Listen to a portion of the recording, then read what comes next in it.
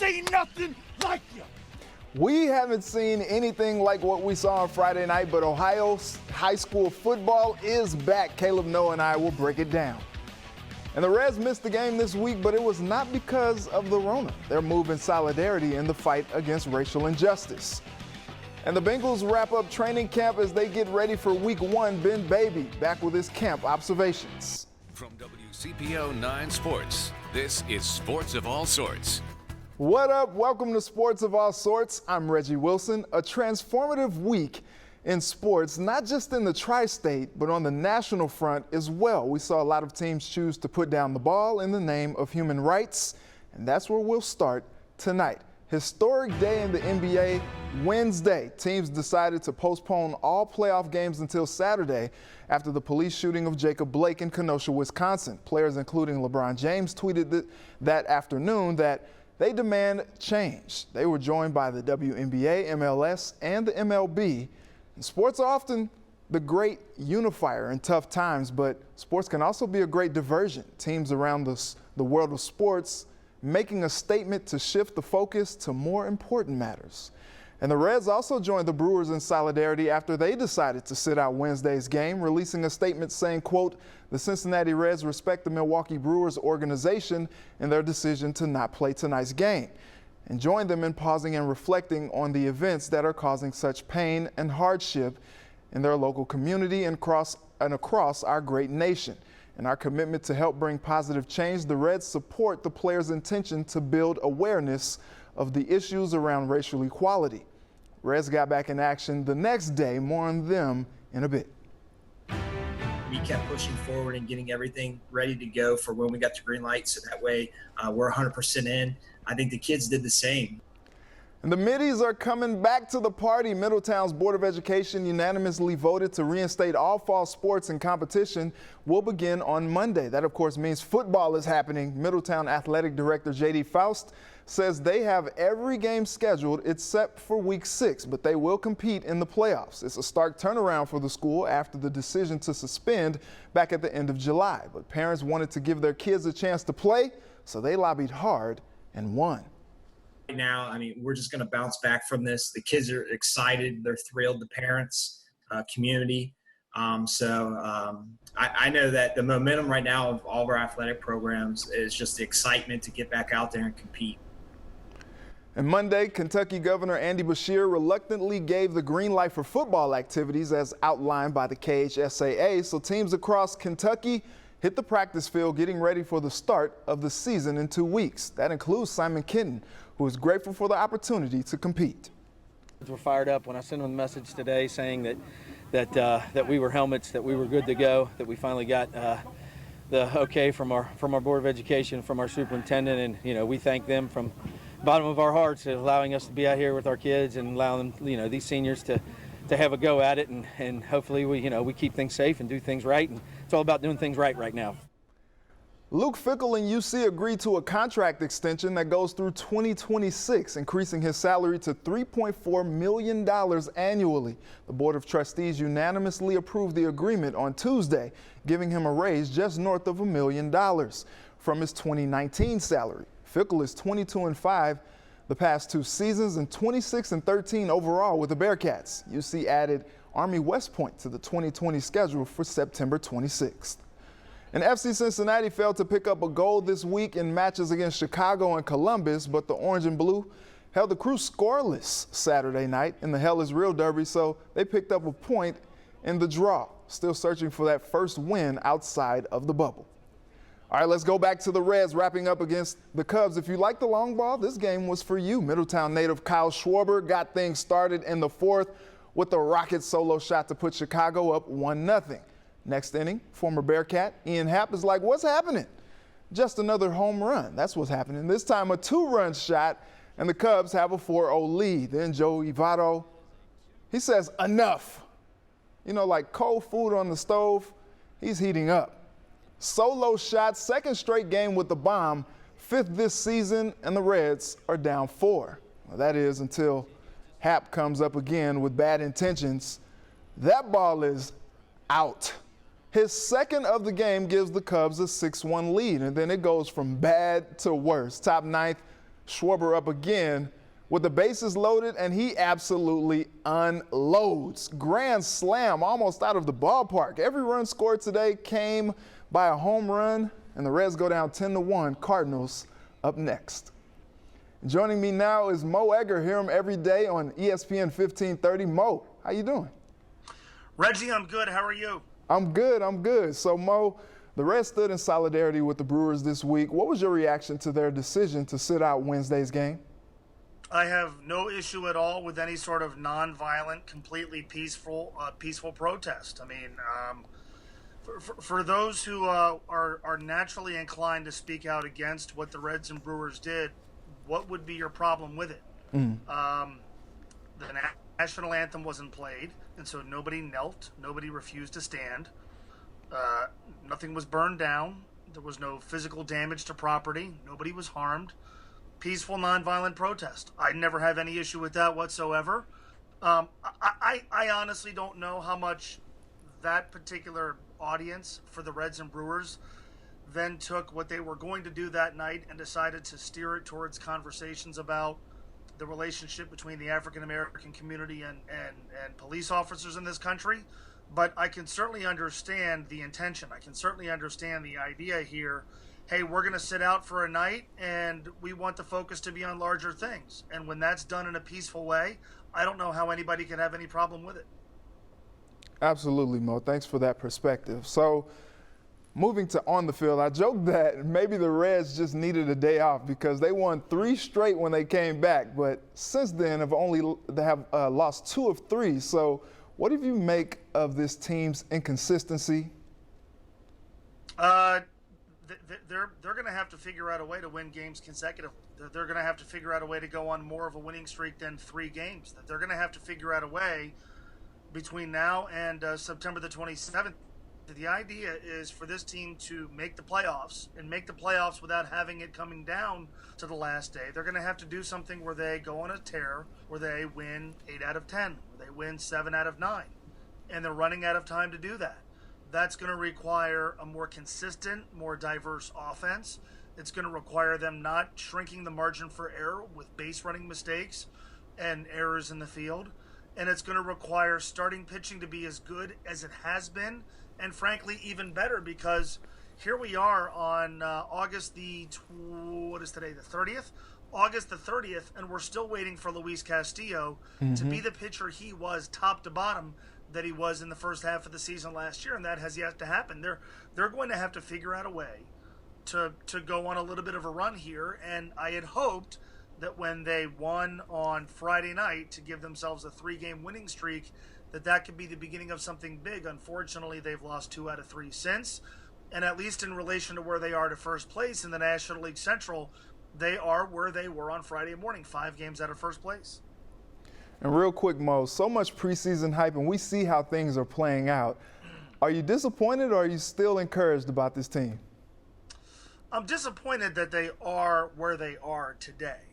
I am still reasonably optimistic that if their starting pitching remains, for the most part, intact, and the doubleheaders are going to challenge this, and not having Wade Miley, at least for a little while, is going to challenge this, I still believe with the starting pitching they have, they're going to be okay. But at some point between now and September the 27th, they have to be better than okay. That requires this team to collectively get hot. And every time I think that's going to happen, something happens where that's not the case. I still feel like this team has a run in it, largely because of the starting pitching, but I felt a lot better about that take 2 weeks ago than I do today.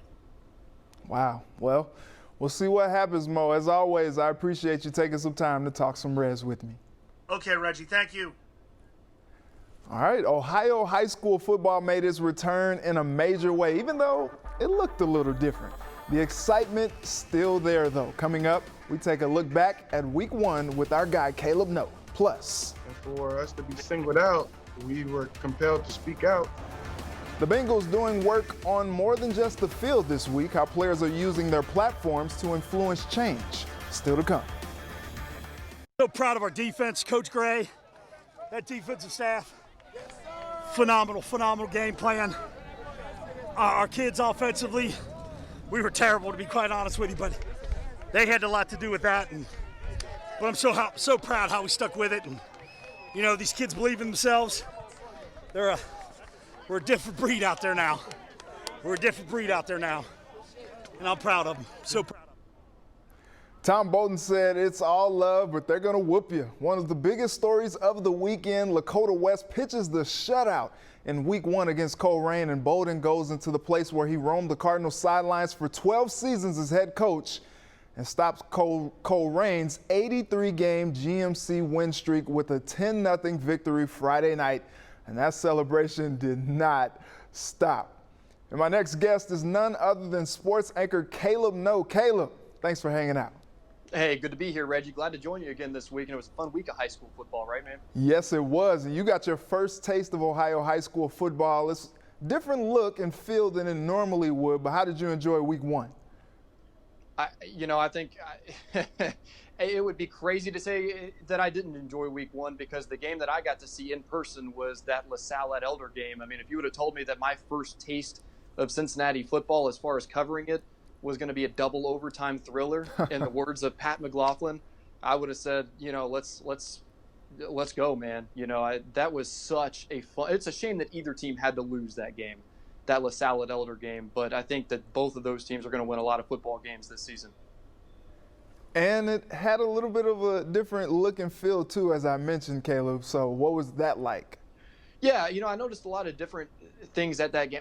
The obvious thing is when you walk in the stadium, you're used to seeing 10,000 fans there at the pit packing that place. It wasn't like that. That's the obvious thing.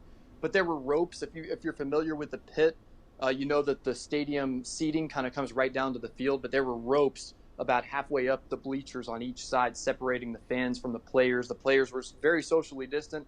I even noticed on the LaSalle side specifically that the cheerleaders were split up into 2 different sections. Some of them were in the bleachers and some of them were down on the field. There were arrows directing people down one-way paths. So, I mean, they were very clear about what the guidelines were going to be there. And Caleb, you got to witness history. Colerain hadn't lost a game in conference play since 2008. You get to town and all of a sudden the Cardinals lose at the hands of Tom Bolden. What's your reaction to that? I know we both enjoyed his hype. Don't blame me, Colerain fans. Don't come blaming me for that, okay? I was not even at. You were the one at the game. I know. But look, what's your reaction? Because I know we both enjoyed that pregame hype speech. Oh, man. Yeah. I mean, think about the emotions that Tom Bolden had to have. He played it off a little bit, but he didn't shy away from the fact that it was going to be emotional for him going into there. And I think all the players on both sides were well aware of that. I think when you see the score of that game, you see 10-0, and you're like, oh man, what a boring game, But I think that's what we're going to see some from Lakota West this season, because they have a very good defense. For them to go into Colerain, a team that's won 83 straight conference games, and not only win but shut them out. That is incredible. That says a whole lot about that Lakota West defense, which everybody kind of expected to be good this season, but I think they showed, and they looked pretty good last week in the scrimmage against St. X, which we saw last night can put up some points. Unfortunately, St. X, lost that game at Brownsburg, but St. X looked good, and in his first varsity start, quarterback Brogan Mackay, thought he looked really good. His pocket presence, his poise back there. Unfortunately, again, they lost, but I think St. X is in good hands with Mackay back there. And these games don't quite carry the weight that they normally would because everyone is making the playoffs. But, having football back is still exciting nevertheless. So week 2, what are you looking forward to? Well, I think the obvious storyline going into week 2 will be St. X against LaSalle. We saw last night what St. X could do on national TV against a very good team like Brownsburg, Indiana. And let me tell you, LaSalle started slow against Elder. LaSalle actually went down 14-0 early in that game at Elder this past week, but they looked sloppy early. And I think that Pat McLaughlin would even tell you that they looked sloppy early on. They didn't have a scrimmage the week before, and they had to kind of figure it out. But once they got rolling, they looked really good. Running back Jabron Payne, he had 2 zigzag touchdowns that looked like some, Sports Center reel. I mean, LaSalle's good, St. X is good. That's going to be one heck of a matchup, Reggie. All right, Caleb. Well, look, we got week 2 coming. This like abbreviated season kind of gives us a little bit of a peek into what we normally would get a little later on in the season, but we're getting treated to some awesome matchups on week 2. So if we can have some more double overtime thrillers, bring them. Let's go. Hey, absolutely. I'll be there. I know you'll be there. Keenan will be there. Mike will be there. Let's go. Sounds good, man. Hey, bring them on. Let's go. All right, Caleb, thanks so much for your time. I'll catch you soon. Thanks for having me, man. All right, so I want to hear from you. We're making way too early predictions after week 1. Which Tri-State team or teams will go all the way? Tweet me at Reggie Wilson TV and make sure to use the hashtag SOAS. Well, still to come, let's go camping. Bengals training camp, that is. We check in with Ben Baby next. The Bengals took a pause from practice Saturday morning to make a statement in the fight against racial injustice. Team staff and players led by Trey Hopkins and Joe Burrow took a walk over from Paul Brown Stadium to the Freedom Center for an hour of presentations, followed by a tour of the museum. Owner Mike Brown joined the Bengals in this endeavor. Players said these are the first steps to show the community and the country what they stand for, with QB1 out in front, speaking up for the movement. We cannot turn a blind eye to the racism still experienced in this country. This is not an issue of politics, but a fight for equality in life. If this nation is to ever reach the goals that it has promised to its citizens, we must be catalysts for change. Burrow stepping up as a leader early. Joining me once again to talk about what's happening with the Bengals is ESPN Bengals reporter Ben Baby. Ben, let's start with the players' push for social justice. They really wanted owner Mike Brown to be a part of the conversation, and he showed up. You had guys like Carlos Dunlap and A.J. Green publicly voice their concern or their wish to see top-down alignment on things like racial inequality and social injustice. And, you know, Carlos made it very clear that he wanted to speak with Mike Brown, and that, you know, as involved as Elizabeth Blackburn and maybe Katie Blackburn were in some of these conversations, they still wanted the owner or the president of the team to be involved in these conversations as well. So I think the fact that Mike joined the team on Saturday to go see the National Underground Railroad Freedom Center, I think that was a big step in the right direction. And Mike Jordan, you know, I think put it very well, especially when you're talking about having these kind of conversations. Michael Jordan just said that they were just happy that Mike Brown was, you know, willing to engage in that conversation and be part of that dialogue, which I think is huge when you talk about the overall scope of the situation and what people are trying to do in creating awareness and meaningful conversations about some very serious topics in our country. Another big Bengals story this week surrounded cornerback Mackensie Alexander leaving camp to look for his dad, and he ended up in jail. How is the team reacting to this? Obviously, that was a really bizarre situation, to say the very least. And when you look at what happened regarding his legal situation with Mackensie being arrested on a misdemeanor count of battery, you know, the team has still been very supportive of everything. It doesn't sound like there will be any disciplinary actions on that end. I think that from the team, at least, if anything, it's going to come from the NFL. But I think the most important thing in this situation is that they found Mackenzie's father alive and well, which is, you know, honestly, a bit of a surprise given everything that happened at the beginning. And so I think, you know, right now it's probably the best case outcome in terms of his legal situation. You know, Mackensie filed bond or posted bond, and it's going to allow him to travel as well. So he should be able to rejoin the team with no issues. You know, his lawyer told me that they're planning on pleading not guilty. So we'll see how that case goes from there. But all in all, you know, it was a strange situation. But, you know, fortunately, I think it had a good result at the end. Let's talk on the field now. Training camp ended tonight with the scrimmage. What are your observations from your time at camp? It's been really hard to judge what the team is going to look like. And, you know, you're not getting these traditional preseason games. You're not seeing them line up against other players. And really the only thing that, you know, I think everyone is really focused on is how is Joe Burrow looking? And, you know, I'm interested to see what he's going to look like in the next two scrimmages. You know, I thought he looked good in that first scrimmage last week. He had his ups and downs.